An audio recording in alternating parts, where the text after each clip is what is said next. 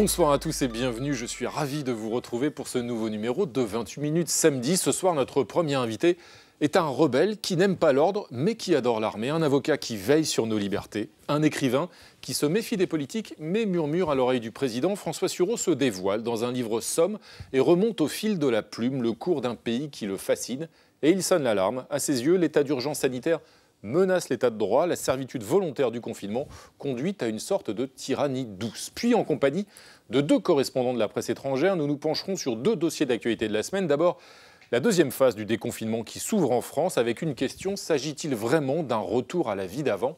Puis nous reviendrons sur l'ambitieux plan de relance européen qui dessine peut-être les contours d'une nouvelle Europe plus solidaire. Enfin, nous conclurons avec notre couple du samedi soir, Camille Diao et François Saltiel. Salut les amis, c'est quoi le programme ce soir ? Bonsoir Renaud. Bonsoir Camille. Oui, bonsoir Renaud. Ce soir, on part aux États-Unis à la rencontre de ceux qui refusent de porter ce masque dans un geste de provocation, de défiance, mais c'est aussi un acte politique qui s'inscrit au cœur de la campagne électorale américaine. À tout à l'heure. Et vous Camille ? Eh bien, je vais vous parler de sport. En France, les salles de sport vont rouvrir leurs portes à partir de mardi. Les championnats de foot reprennent un peu partout en Europe, mais le sport d'après ne ressemble pas tout à fait au sport d'avant, vous allez voir. À tout à l'heure Camille, enfin du sport. Hélène Roussel, bonsoir. Hélène, ravi de vous retrouver. De pilates, vous allez pouvoir vous remettre au curling, non, c'est ça votre passion ? Bien sûr. Ravi de vous retrouver en tout cas Hélène. Bonsoir François Sureau, nous sommes ravis de vous accueillir ce soir sur ce plateau. François Sureau, avocat, écrivain, entre autres, vous avez de multiples casquettes et vous êtes donc l'auteur de L'Or du temps, ce récit qui vient de paraître chez Gallimard. C'est le premier tome d'ailleurs d'une trilogie. On a deux autres tomes aussi riches en préparation que nous pourrons déguster bientôt. Je le disais, François Sureau, vous êtes avocat, vous êtes écrivain, vous avez de multiples casquettes, certaines qui sont parfois un petit peu, j'allais dire, iconoclastes. Vous êtes notamment engagé dans la Légion étrangère. Tout le monde n'a pas ce type de parcours au fil de sa biographie. Qu'est-ce que ça vous a appris, l'armée ? Qu'est-ce que ça vous a appris, la Légion étrangère ? Vous dites parfois que vous regardez notre pays, votre pays, la France, avec les yeux d'un étranger, précisément. Il y a deux choses. D'abord, ce que j'ai appris de l'armée, je l'ai appris comme beaucoup de Français de mon âge, en faisant le service militaire. Et c'est une empreinte pour moi ineffaçable. Alors, il y a des tas de gens qui ont fait un service militaire très emmerdant, enfin c'est sûr. Mais moi, j'ai appris une chose absolument énorme, moi qui avais vécu dans un milieu préservé, dans une ambiance préservée, qui avait fait des études supérieures, etc., et qui, au fond, trouvait assez normal d'être au-dessus du panier, quoi. J'ai appris que l'ordre social était injuste. J'ai appris qu'il y avait des gens qui n'avaient pas du tout bénéficié des mêmes facilités, qui n'étaient pas de la même famille, qui n'étaient pas du même milieu. Ils étaient meilleurs que moi, meilleurs en topographie, plus intelligents, plus compatissants, meilleurs camarades, meilleurs en course à pied. Ça m'a transformé à jamais.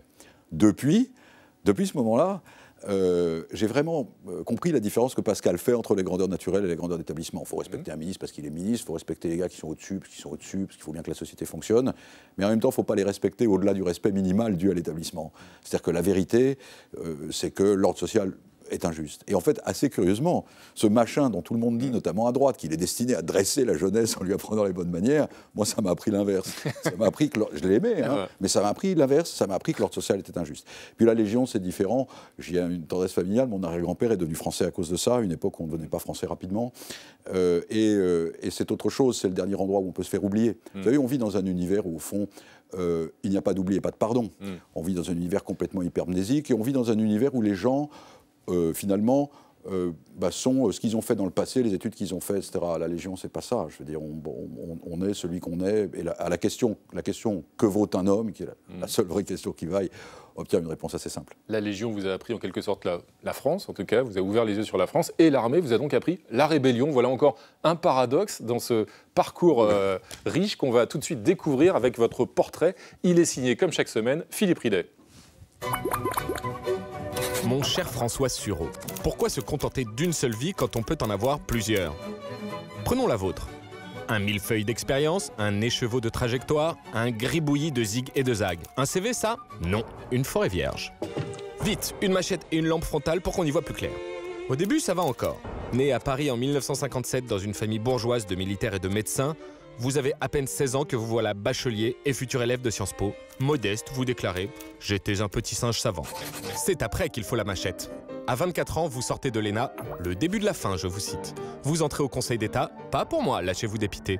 On vous retrouve à la tête d'une holding financière, puis avocat d'affaires, un malentendu. Les gens de ma génération qui sont rentrés dans la fonction publique l'ont fait élevés ou éduqués, si je puis dire, par leurs anciens, ceux qui étaient leurs professeurs.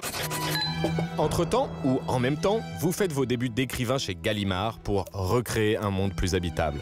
Jamais content. Afghanistan, Kosovo, vous devenez colonel dans la Légion, donc vous êtes un homme de droite. Vous défendez le droit des migrants et des libertés publiques quoi qu'il en coûte, donc vous êtes un homme de gauche.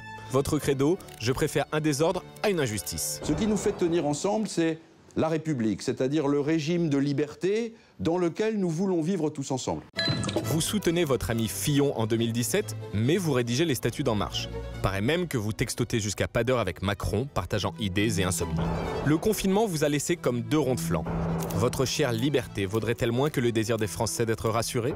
Le pays des droits de l'homme serait-il devenu une garderie pour enfants dociles? Il va falloir dénouer ces contradictions, mon cher François. Tenez, je vous laisse la machette et la lampe. Alors, si on vous laisse la machette, François Sureau, quelle case? Surtout pas de case. Non, pas de case. Non, mais si, il y en a une. Je crois que j'arrive à un âge maintenant où il faut s'accepter soi-même.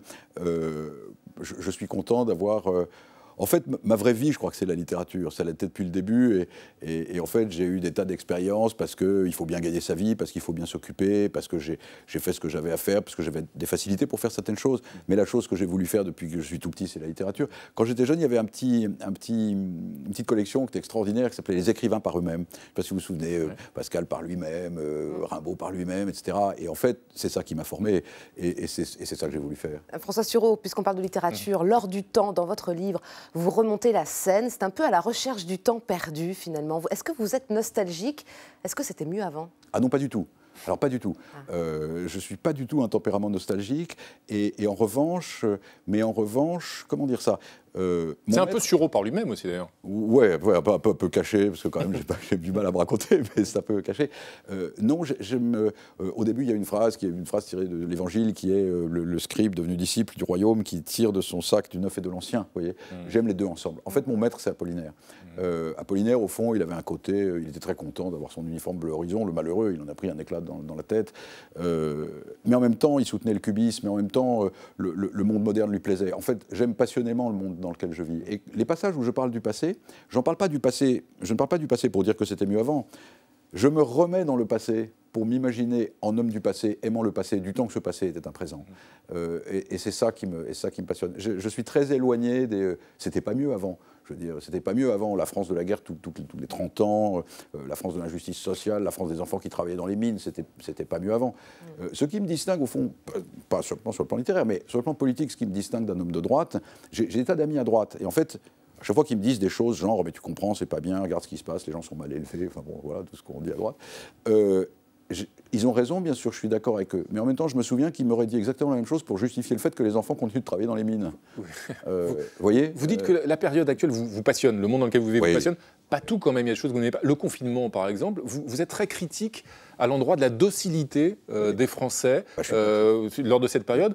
Qu'est-ce qu'il fallait faire? Il fallait se rebeller, mais il n'y a pas que les Français qui ont été dociles et obéissants envers le confinement. Oui, il y a plusieurs questions là-dedans. Comment dire? Bien sûr que non, il ne fallait pas se rebeller. Et puis quand on dit « vous êtes critique à l'égard des Français », c'est comme si je n'étais pas un Français comme les autres. J'ai été tout aussi docile que tout le monde. Je me suis laissé assigner à résidence de manière absolument immédiate. Ça m'a même effrayé moi-même. La deuxième chose qui m'a frappé, c'est pas simplement que les gens rentrent chez eux, c'est que le gouvernement ait fait disparaître le monde. C'est quand même tout à fait nouveau, ça. Je voudrais qu'on réfléchisse sur cette expérience ontologique.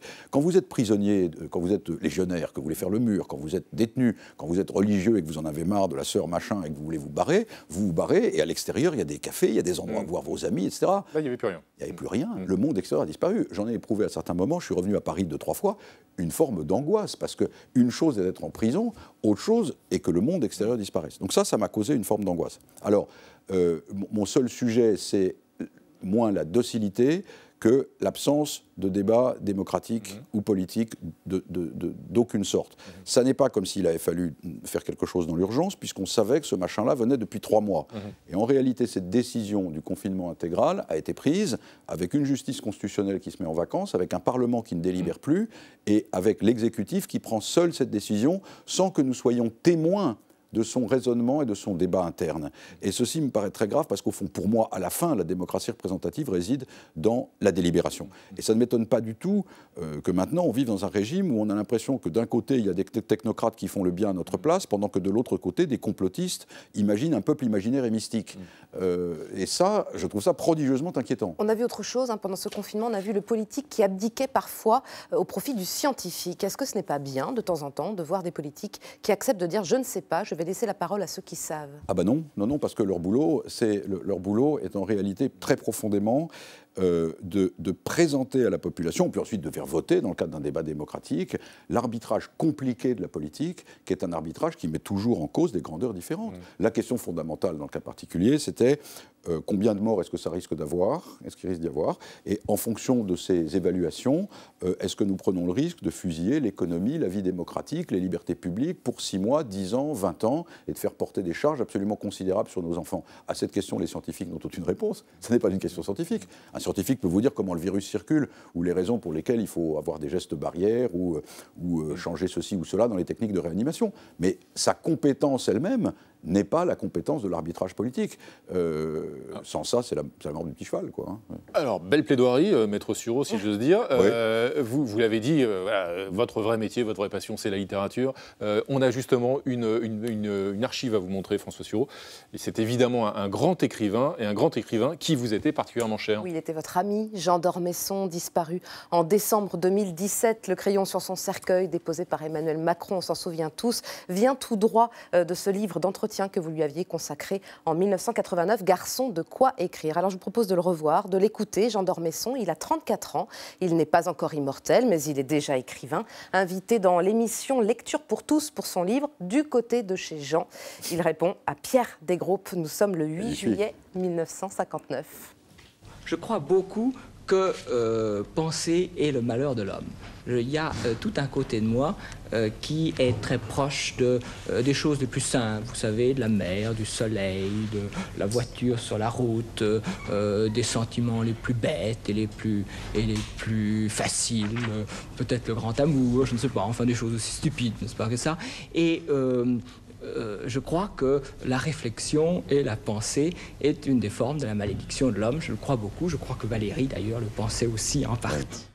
La pensée, la réflexion, c'est le malheur de l'homme. Ironique, Jean d'Ormesson, peut-être pas tant que ça. François Sureau, est-ce que vous partagez cette vision? Est-ce que vous qui pensez beaucoup, vous êtes malheureux? Non, d'abord, je ne suis pas un tempérament malheureux, grâce au ciel. Et en fait, je ne pense pas beaucoup. Je pense moins que je ne ressens. Une part des choses dont on vient de parler sur la liberté viennent chez moi, en fait, en réalité, de sensations. Ce livre, par exemple, vient de la sensation d'aimer la France, comme vous l'avez dit, comme un étranger, d'être en étrange pays, dans ce pays lui-même, et d'avoir essayé de parler d'un certain nombre de figures pour faire advenir, pour rendre compte, pour partager avec d'autres, avec le lecteur, cette sensation d'être un étranger dans un pays qu'on aime. Donc non, ça m'a ému de le voir parce que, en fait, c'est un homme que j'ai beaucoup aimé et il était beaucoup plus profond, beaucoup plus sincère que tout ce qu'on voit, et même ce qu'on voit là. Il m'a laissé une phrase j'y pensais en le voyant, qui me faisait penser au petit portrait qui a été fait de moi, et que je répète sans arrêt parce que c'est lui qui me l'a donné. C'est une phrase de Baudelaire qu'il adorait, et qui est: on a oublié 2 droits dans la Déclaration des droits de l'homme, le droit de se contredire et celui de s'en aller.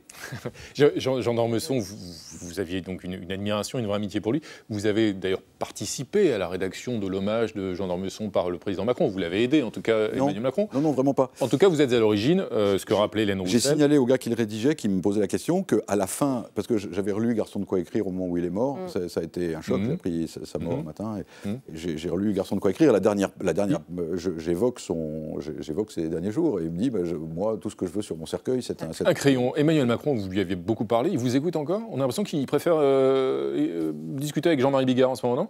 Je sais pas. En un mot. J'ai pas d'idée. Au fond, ça m'intéresse pas. Non, mais je veux dire, comment dire? Bien des raisons font que je n'éprouve aucun intérêt pour la nature des conversations éventuelles que le président de la République peut avoir avec Jean-Marie Bigard. Enfin, ces raisons sont nombreuses. Voilà. Merci François Sureau en tout cas d'être venu partager un petit peu de ce cours de la scène que vous racontez dans votre livre et de vous dévoiler un peu une de ces multiples facettes qui font votre existence. François Sureau, L'or du temps, ce récit paru chez Gallimard, ça n'est que le premier tome et oui, on a hâte de lire les deux suivants. Non, c'est un vrai plaisir évidemment. Merci. Et bon courage donc pour la rédaction des 2 tomes à venir. Merci à vous François Sureau. Et il est l'heure maintenant de retrouver Gaël Legras qui s'en va voir ailleurs sur la planète, ce qui fait aussi l'actualité hors l'épidémie de Covid. Et sur le front des libertés, justement, Gaël a quelques progrès à nous annoncer. On regarde. Hors de France et sans Covid-19, que se passe-t-il dans le monde? Cette semaine, des changements sociétaux significatifs. En Espagne, le revenu minimum vital est adopté. Le quotidien El País titre « Ce revenu minimum vital vient au secours de 850 000 familles ». De 461 € pour une personne seule à 1 100 € pour un couple avec plus de 2 enfants, ce revenu devrait bénéficier à 2,3 millions de personnes selon le président du gouvernement Pedro Sánchez. Una medida histórica. Dans la Vanguardia, l'économiste José María Gué de Liébana s'inquiète. Les bénéficiaires pourraient choisir de ne pas travailler. Mais la Razón précise, la mesure est conditionnée à la recherche d'un emploi. Au Rwanda, le président Paul Kagame libère 50 femmes emprisonnées pour avortement illégal. En octobre dernier, il avait déjà gracié d'autres femmes. La loi en vigueur reste cependant très punitive. Les condamnations peuvent aller jusqu'à la perpétuité. Dans le quotidien rwandais The New Times, pour Chantal Umuhoza, militante pour l'égalité des sexes, le pardon continu des femmes est un bon geste, mais il ne règle pas le problème à la racine. Tom Mouliza, de l'Initiative des Grands Lacs pour les droits de l'homme, croit lui au changement qui vient. Cela va dans le bon sens, avance-t-il. Enfin, le Costa Rica est devenu le premier pays d'Amérique centrale à autoriser le mariage entre personnes du même sexe. Dans un pays où les catholiques sont très puissants, il s'agit d'une vraie révolution. À l'initiative de cette loi, le président Carlos Alvarado Quesada ne s'est pas fait prier pour le rappeler. Las personas LGBTIQ durante décadas fueron ofendidas, humilladas, perseguidas, pero nunca se cansaron de luchar. Pour marquer cet événement historique, la télévision nationale a même sorti les grands moyens. Buenas noches, Costa Rica. Bienvenidas a todas las personas a un programa especial de 3 horas con motivo de la entrada en vigencia del matrimonio civil igualitario en nuestro país. À minuit 01 ce mardi, le premier mariage entre femmes a été célébré. Sí, acepto.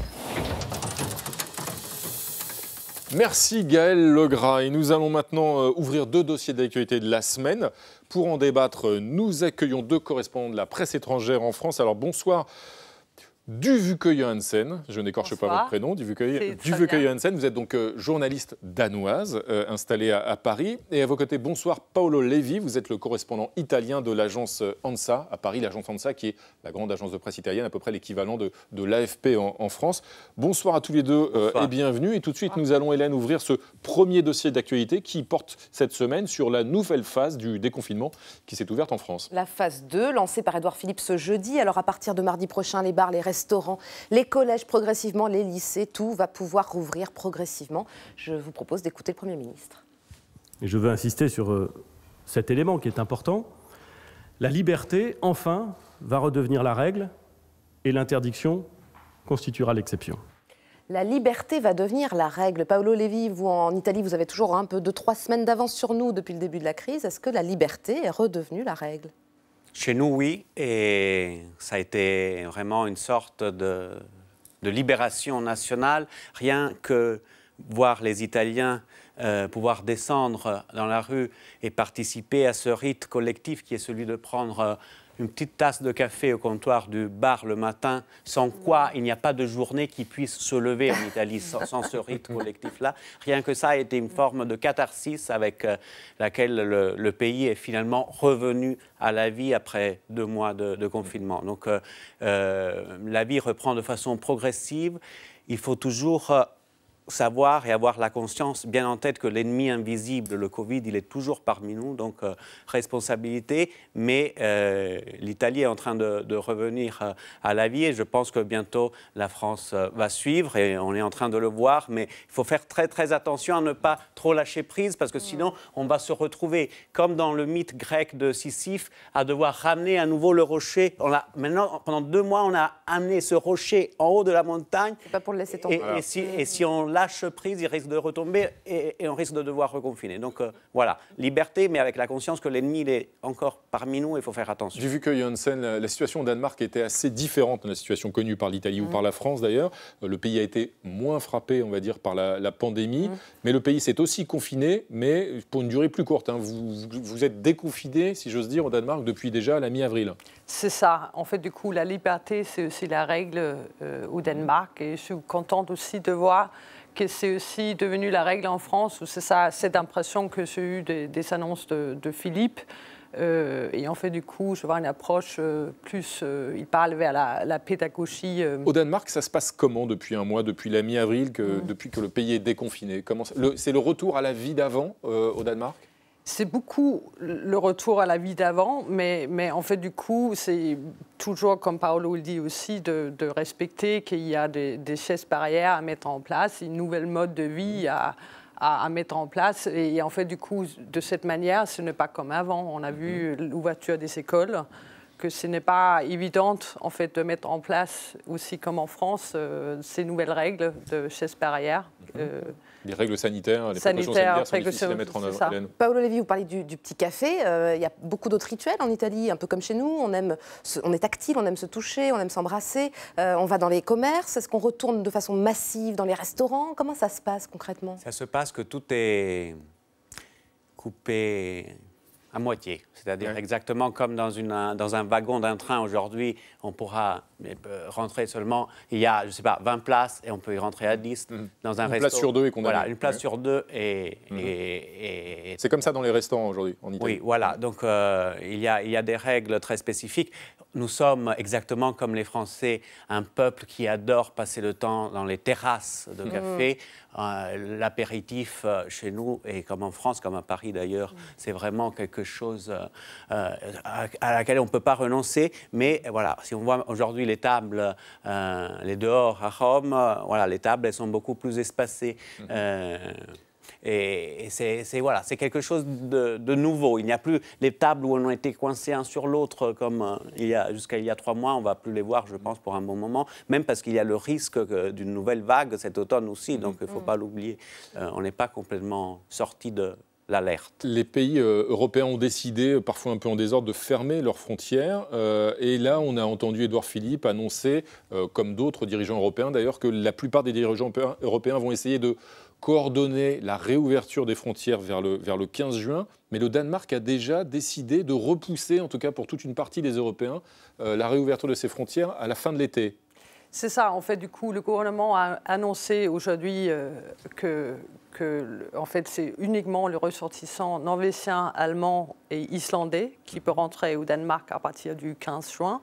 Et en fait, du coup, tout le reste de l'Europe, c'est après l'été. Pourquoi le gouvernement danois a-t-il pris cette décision ? En fait, du coup, ils ont pris cette décision par précaution parce qu'ils pensent que, nettement, comme on a vu en France aussi, que de voyager moins, ça empêche le virus de se propager.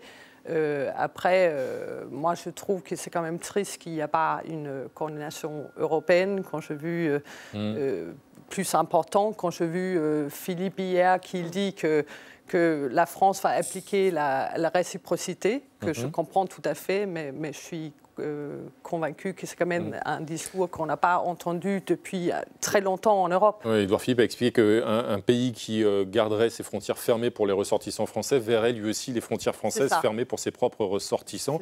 C'est vrai qu'on voit là des pays qui décident parfois d'eux-mêmes sans tenir compte d'une forme de solidarité ou de coordination européenne. C'est ça, et en fait du coup il ne faut pas oublier qu'on est tous dans la même situation et en fait tous les pays européens ont pris cette situation au sérieux.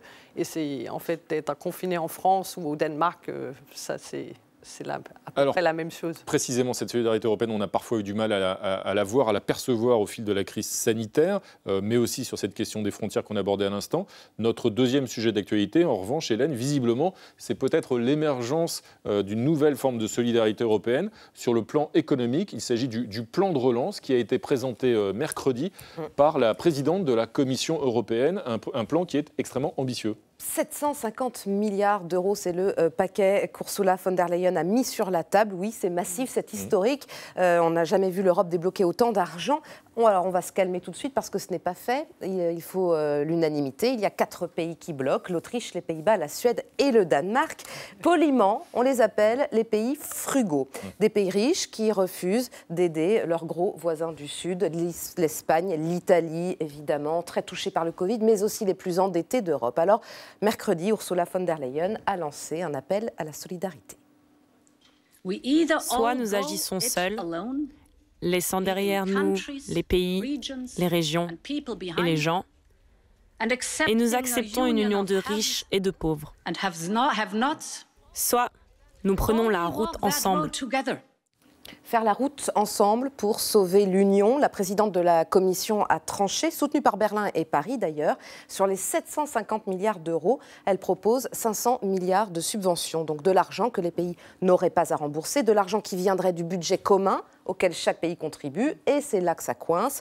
Les 4 frugaux veulent bien signer, eux, mais pour des prêts. Donc pas question de mutualiser la dette. Les négociations, on l'imagine très bien, qui commencent le mois prochain, seront longues et difficiles. Alors le Danemark, du Vuke Johansson, fait partie de ces 4 pays frugaux qui rechignent un peu à aider les autres. Est-ce que vous êtes pingres et sans cœur ou est-ce qu'il y a une vraie bonne raison ? En fait, il ne faut pas oublier que le Danemark pense qu'il faut bien aider les pays en besoin en Europe et en fait du coup notamment qu'il y a une stratégie commune pour un plan de relance.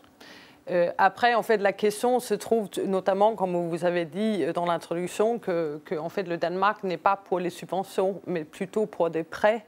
En fait, les pays bénéficiaires vont faire rembourser. C'est ça, mais des prêts favorables.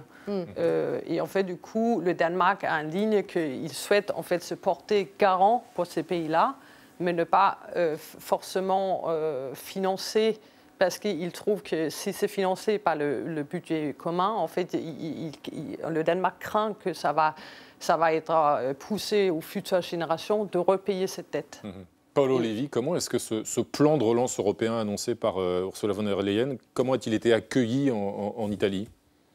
Écoutez, très très bien, parce que c'était ce que l'Italie invoquait, demandait depuis très très longtemps, c'est-à-dire voilà, une union qui soit fidèle aux principes de ses pères fondateurs qui ont bâti une union qui était une union dans l'après-guerre, dans l'immédiat après-guerre, une union qui se basait sur la solidarité. On a un petit peu perdu ce chemin-là au fil des ans. Cette union s'est transformée en une sorte d'immense supermarché un peu néolibéral.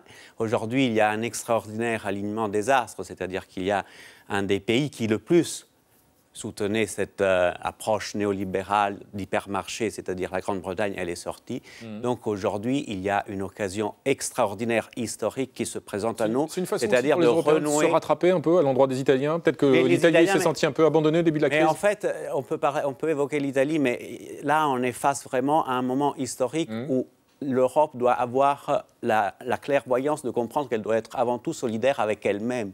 C'est-à-dire que si on n'est pas unis, si on n'est pas fraternel, si on ne reste pas tous ensemble, on va se faire complètement manger par les autres grandes puissances, la Chine, les États-Unis, la Russie, qui, à juste titre, font leur métier de grande puissance. Donc, les Danois, les Autrichiens, ils sont aimables comme tout, mais peut-être aujourd'hui, il manque juste un petit peu de clairvoyance. Et nous, on peut même le faire, parce que nous, on est la France, l'Italie, l'Allemagne, rien que ça, on est des méga-puissances, donc on peut se le faire. Démographiquement parlant.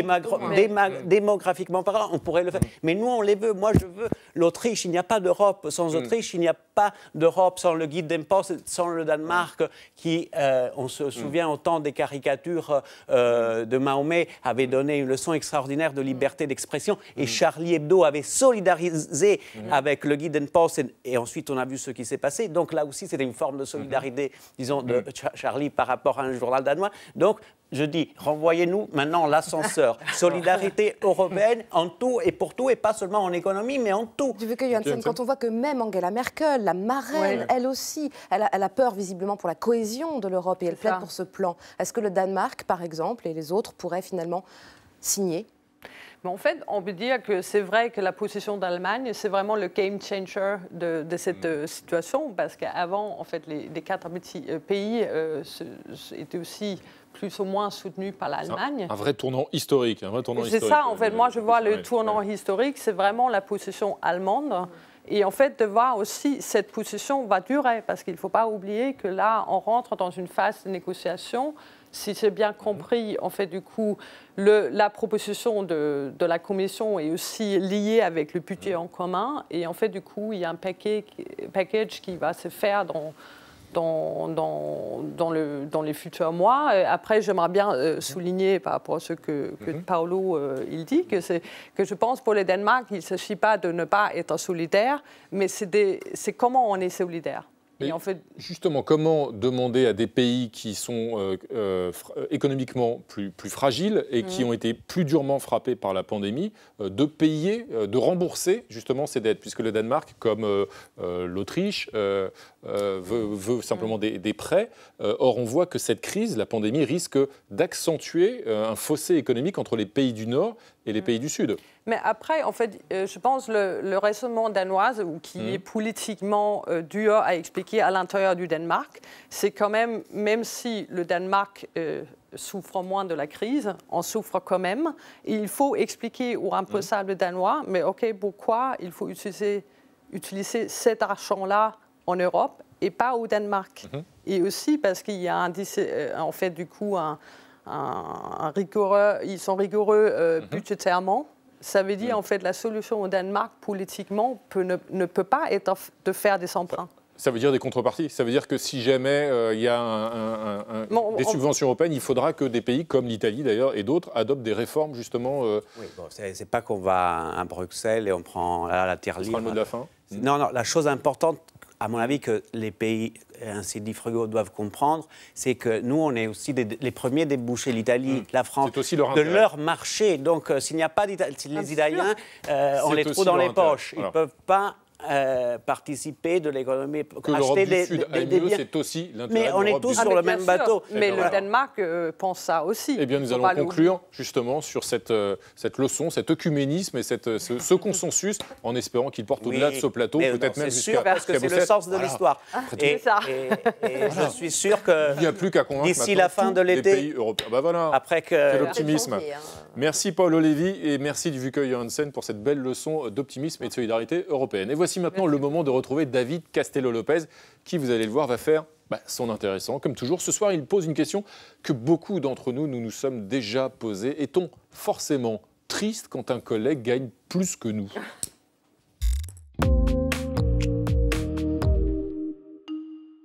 Est-ce qu'on est forcément triste lorsqu'un collègue gagne plus que nous ? Discussion de bureau entre Pascal et Michel. Ah, salut Michel, ça va ? Ouais, grave, et toi ? Dis, combien il te file en salaire ? Oh, à peu près 4000. 4000 ? Attends, mais c'est 3 fois plus que moi. Ça, c'est ce qu'on imagine. On apprend brusquement qu'un collègue gagne plus que nous, et du coup, on est triste, et on déteste à la fois ce collègue et le monde entier. Mais est-ce que c'est vraiment toujours comme ça que ça se passe ? Eh bien, c'est ce qu'on va voir.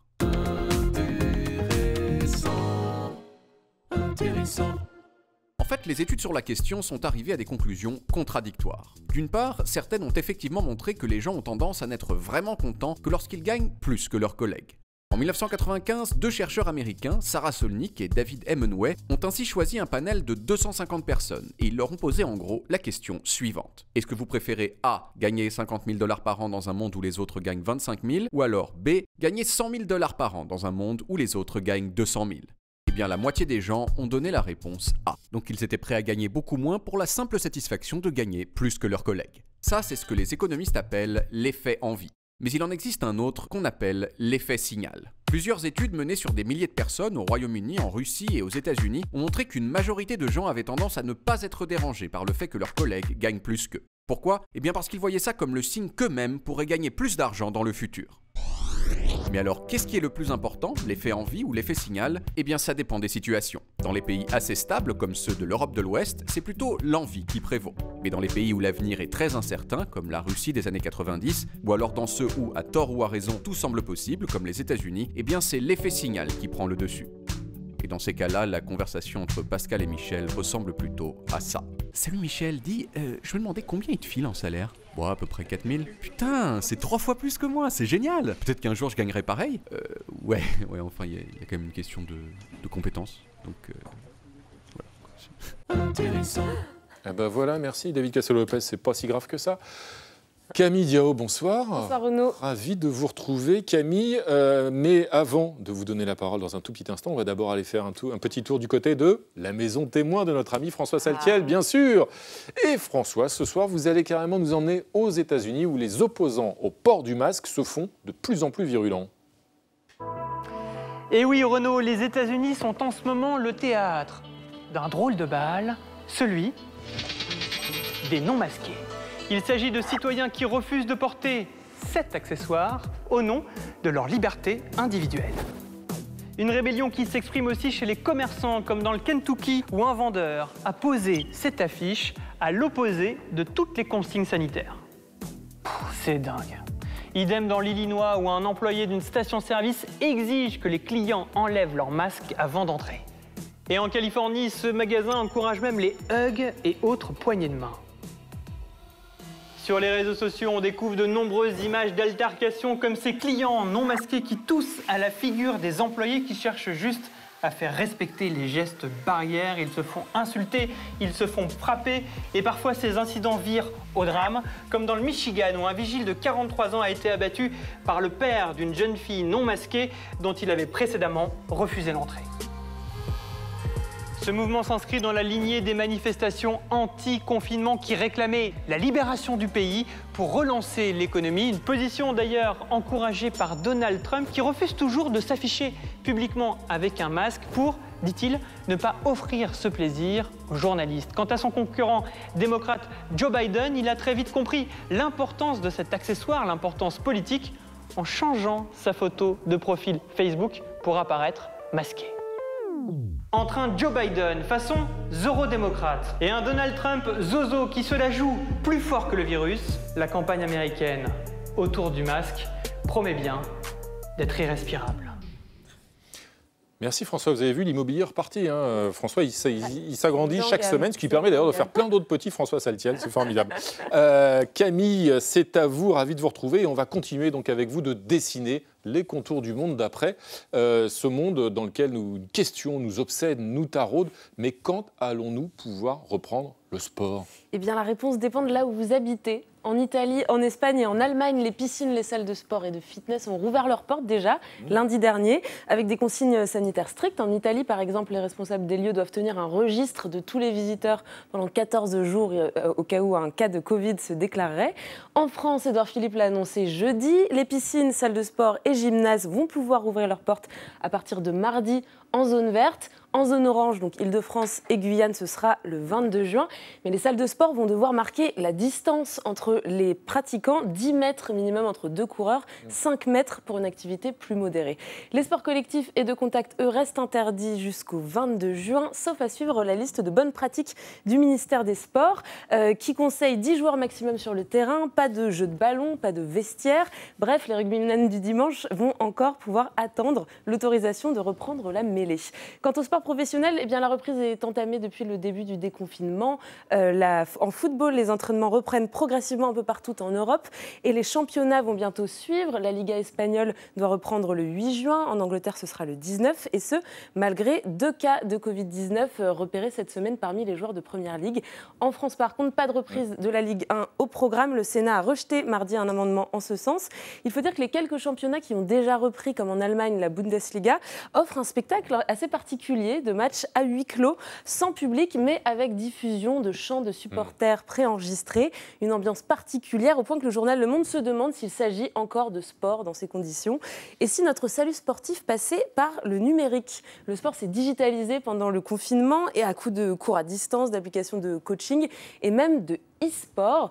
Dimanche dernier, l'Italie a remporté le premier € de football sur le jeu vidéo Pro Evolution Soccer. Les tribunes virtuelles étaient pleines à craquer de e-supporters, connectés tous en live, évidemment dans le respect des gestes barrières. Et si c'était ça, le sport d'après? Eh ben, on va continuer à faire ce qu'on faisait pendant le confinement, hein, tous, du footing, évidemment. Salut les amis, 28 minutes samedi, c'est fini pour ce soir. On va se quitter en musique dans un instant avec Serge Reggiani, Ma Liberté, bien sûr. Mais avant, nous allons écouter le comédien Jacques Weber qui nous lit un extrait du texte de Victor Hugo, Ce que c'est que l'exil. Et lundi à 20h05, vous retrouvez Elisabeth Quint, bien sûr. D'ici là, je vous souhaite un excellent week-end de Pentecôte, déconfiné. Tchuss. L'exil n'est pas une chose matérielle, c'est une chose morale. J'aime l'exil, j'aime la pauvreté, j'aime l'adversité, j'aime tout ce que je souffre pour la liberté, pour la patrie et pour le droit. J'ai la conscience tranquille, mais c'est toujours une chose douloureuse de marcher sur la terre étrangère. Vous exilez un homme, soit, et après, vous pouvez arracher un arbre de ses racines, vous n'arracherez pas le jour du ciel. Demain, l'aurore. Voilà ce que c'est qu'un proscrit. Un homme tellement dépouillé qu'il n'a plus que sa conscience, tellement isolé qu'il n'a plus auprès de lui que l'équité, tellement renié qu'il n'a plus avec lui que la vérité, tellement jeté aux ténèbres qu'il ne lui reste que le soleil. Je rentrerai quand la liberté rentrera. Victor Hugo. Ma liberté, longtemps je t'ai gardée comme une perle rare. Ma liberté, c'est toi qui m'as aidé à larguer les armes.